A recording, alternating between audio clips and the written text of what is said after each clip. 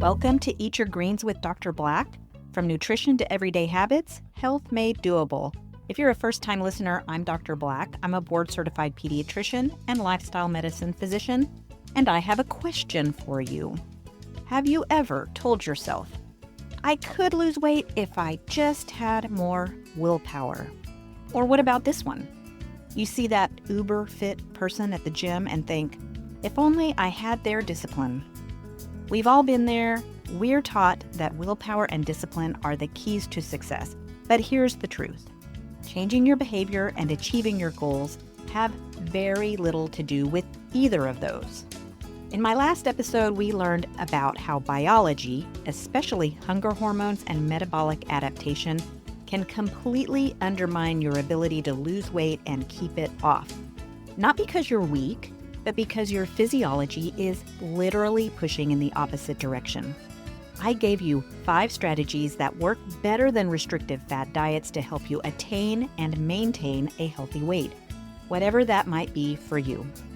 Today I'm going to build on that theme. How can you achieve and maintain lasting habit change in any domain?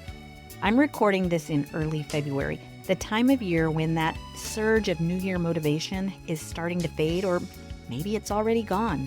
And many people feel like they've already failed at their goals.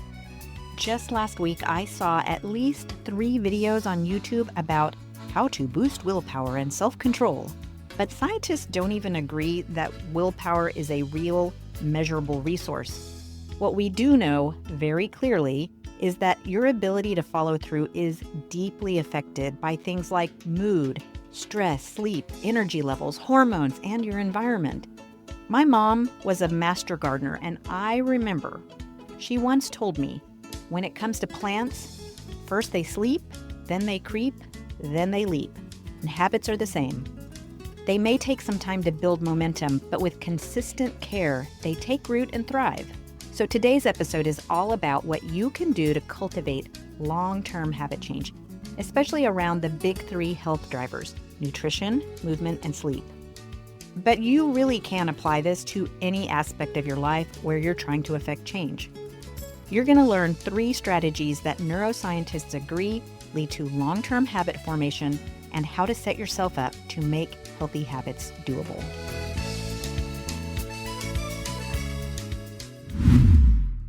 Before we get into the how-to tools, I want to quickly frame what the science tells us about how habits actually form. Because it turns out habits aren't created by motivation or willpower, as we're led to believe by influencers. They're created by repetition, context, and even emotion. So first things first, habits form when you repeat the same behavior in the same situation, the same cue, the same place, the same time. Your brain starts to link context to action, and eventually that action becomes automatic. We're doing this all the time, whether we realize it or not. So here's an example. For me, it's sitting down on the couch after work and turning on Netflix to watch the latest episode of whichever K-drama I'm binging right now. Who am I kidding? It's probably like 2 or 3 K-dramas, but nevertheless, I may have told myself that morning that I was going to work on writing a podcast episode after work, but as soon as my butt hits the couch, I'm hitting the play button. I've actually inadvertently created this habit through repetition, and now it's hard to break. The next thing you need to know is that habits are the brain's energy-saving mode. Once something becomes routine, your brain no longer needs to put in the effort for decision-making to get it done. That's why habits feel easy once they're established, and why it feels so hard to do something different. Motivation comes and goes based on emotions, sleep, stress, mood, energy, and even hormones. Remember ghrelin and leptin from the last episode? When a behavior feels rewarding, even in a tiny way, your brain releases dopamine, and that tells you, hey, do that again. If we're stressed or tired or hungry, we intuitively want that comforting reward. Another important factor is that identity drives behavior. When you shift from, I'm trying to eat healthy, to, I'm someone who values nourishing food, habits become much easier to maintain. And finally, habits grow gradually. They don't just click overnight, but with small, consistent repetitions, they become more automatic over time. even if you miss a day here and there. So with all that in mind, let's talk about the 3 strategies that researchers, neuroscientists, and behavior experts agree make the biggest difference. The things you can start using today to support your health, your nutrition goals, your sleep, and really any routine that you want to build this year. The first strategy is to start small, and I mean really small. Make the habit so small that your brain can't say no. Neuroscientists and behavior designers like BJ Fogg and James Clear are very aligned here. Small habits are the habits that stick because they don't trigger resistance in the brain. They're doable on your best day and even your worst. So instead of, I'm going to work out an hour every day, try this. I'm going to walk for 5 minutes after dinner. Instead of, I'm never eating sugar again, try, I'm adding 1 vegetable to my lunch. These micro habits build consistency, and consistency builds identity. When people shift from, I should do this to, I'm the kind of person who does this, habits stick longer. You start to see yourself as someone who moves every day or someone who adds plants to their meals. And that identity shift is what keeps the habit going. Some examples of some micro habits would be try going to bed just 10 minutes earlier. Do a 2-minute stretch after getting out of the shower when your muscles are relaxed. It's the best time to stretch. Or just add a handful of baby carrots to your lunch. Super easy. The second strategy is something called habit stacking. That's when you pair something that you want to do with something you already do automatically. Your brain really loves patterns. If you always brush your teeth before bed, which you should, or you always make coffee in the morning, those are perfect anchors for new habits. You use this formula. After I blank, I will blank. I've been using this myself. So I set a goal to be able to do push-ups, but I don't have enough upper body strength yet. So here's what I do. When I'm heating something up in the microwave, I will do 5 to 10 inclined push-ups against the kitchen counter. I don't really think about it. It's just what I do while I'm waiting on the microwave. Habit stacking takes advantage of the routines you already have and makes new behavior feel like the natural next step. You want some other examples? How about when you get out of bed in the morning, put your exercise clothes on first. If I stay in my pajamas to drink my coffee, I'm much less likely to work out. But if I already have the exercise clothes on, I might as well get on the treadmill before I take my shower. When you fill the coffee maker with water, fill up your water bottle for the day. When you take a bathroom break at work, do 10 squats before sitting back down at your desk. When you get up from the dinner table, go for a 5-minute walk. The dishes can wait. You don't even have to go outside. You can just do laps around your house. Did I ever tell you about my dad? He's almost 80 and he walks 4 miles every day, mostly in his house. There's no excuse about the weather being bad. You don't even have to put on your shoes. You just start walking, do laps around your kitchen table. Habits live in the automatic part of the brain, not the motivational part. That's why the solution is repetition, cues, and environment, not grit. The third strategy, the one I probably talk about the most with my patients, is to set yourself up for success. Make the healthy choice the easy choice. Here's the thing. Humans are lazy. It's not a character flaw. It's evolution. Saving energy led to higher survival rates. Humans take the easiest path every single time. If something requires effort, we avoid it. If something is right in front of us, we do it without thinking. Like my couch and Netflix at the end of a busy workday. It's all about friction. Reducing friction is more powerful than trying to increase willpower. The behavior that you're most likely to do is the one that's easy, obvious, and convenient. This principle shows up consistently in psychology, neuroscience, and behavioral economics.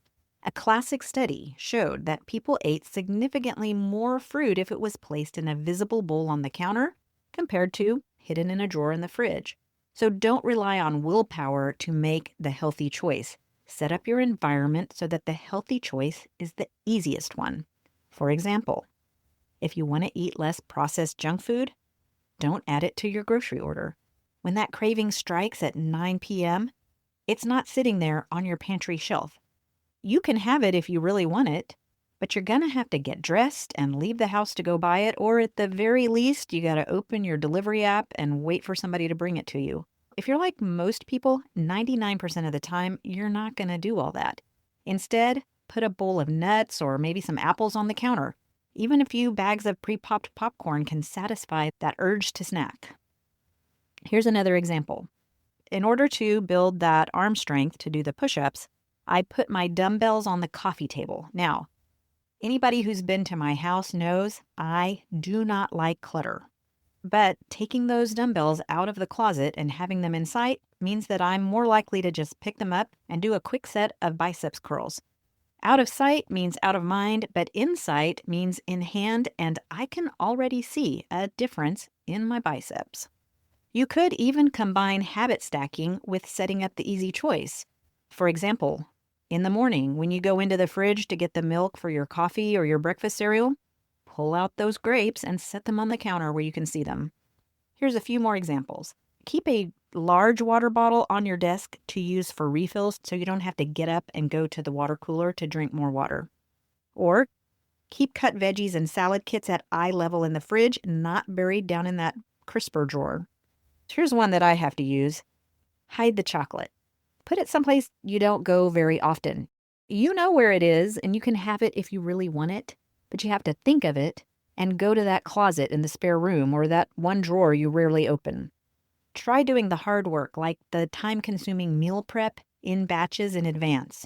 Prep a bunch of mason jars with the dry ingredients for overnight oats, and then you only have to add the fruit and milk the night before. Or prep individual bags of fruits and greens and put them in your freezer to dump in your blender for your smoothie.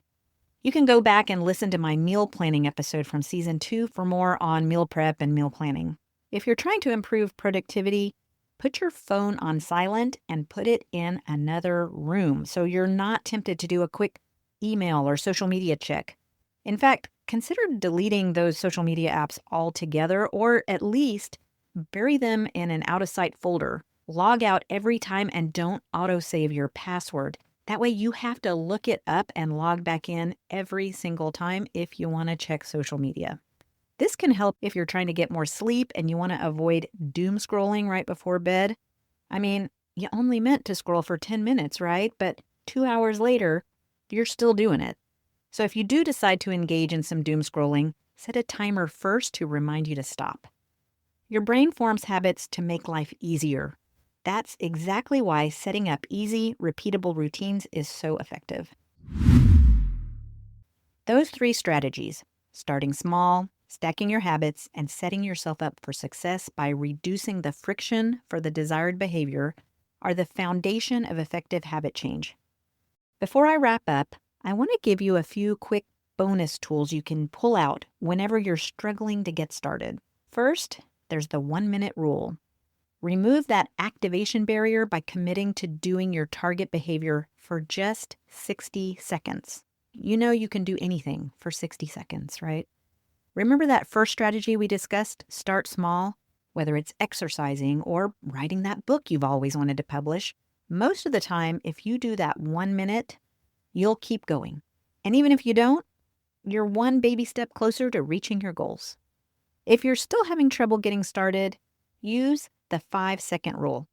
This one comes from author and podcaster Mel Robbins. Don't overthink it. Just count down 5, 4, 3, 2, 1, and move. This can disrupt inertia and launch you into action before that lazy part of your brain talks you out of it. And last, set reminders. Timers, alarms, or even a simple Post-it note can help you follow through without thinking. I put a little note on my couch that says, "Don't sit here."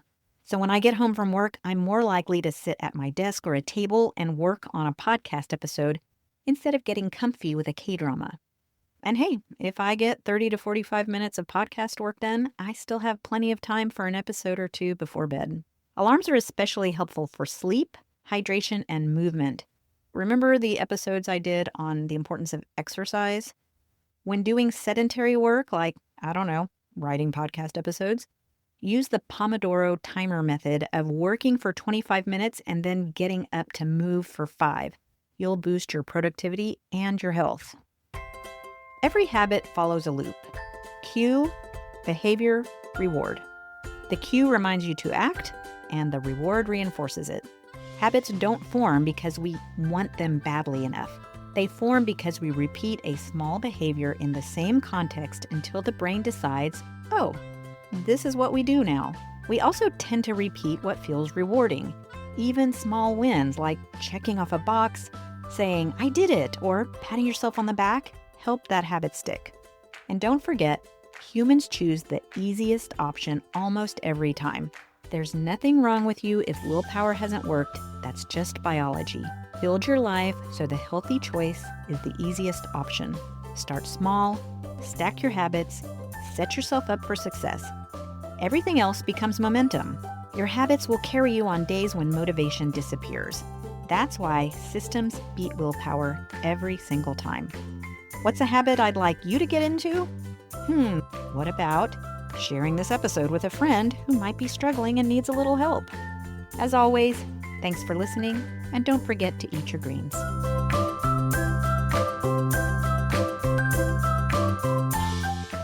Please be aware that this podcast provides general health information about nutrition and feeding of infants and children and is meant for educational purposes only. It's not intended to replace the important relationship between a parent, child, and pediatrician. If you have concerns about your child's nutrition, health, or growth, please consult your doctor.